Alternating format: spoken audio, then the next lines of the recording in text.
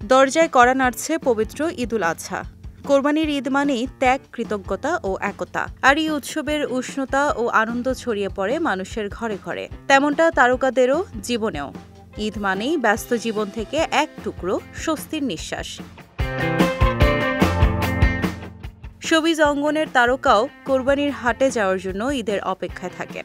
কোরবানির ঈদ ঘিরে তাদের জীবনও হয়ে ওঠে আনন্দময়।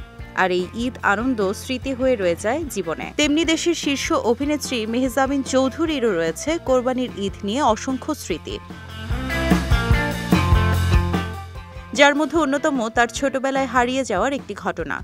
সম্প্রতি এক সংবাদ মাধ্যমকে দেওয়া সাক্ষাৎকারে ছোটবেলার সেই স্মৃতিচারণ করেছেন মেহজাবিন।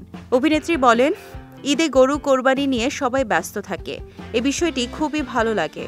ছোটবেলায় কোরবানি উপলক্ষে বাসায় গরু ছাগল কিনে আনার পর থেকেই আনন্দের বাঁধ ভেঙে যেত। কোরবানির ঈদ নিয়ে খুব মজার একটি স্মৃতি রয়েছে আমার। বড়দের কাছে গরুর হাটের নানা গল্প শুনতে শুনতে একবার হাট দেখার খুব ইচ্ছে হলো।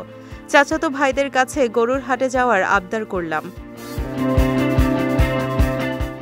তবে ভাইয়েরা আমাকে নিতে রাজি হলো না। তখন আমি লুকিয়ে তাদের পিছু নিয়েছিলাম, কিন্তু হাটে গিয়ে ভিড়ের মধ্যে তাদের হারিয়ে ফেলি। ভয়ে হাটে বসে কান্না শুরু করে দেই। তবে ভাইদের খুঁজেও পান অভিনেত্রী। তিনি বলেন, একসময় ভাইদের খুঁজেও পাই।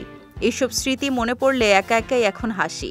আবার সেসব দিনের কথা মনে হলে আনন্দও লাগে, যা এখন আর পাই না। সে আনন্দ আর নেই। বর্তমানে ক্যারিয়ারের সোনালী সময় পার করছেন মেহজাবিন। কিছুদিন আগেই সেরা অভিনেত্রীর পুরস্কার অর্জন করেছেন তিনি।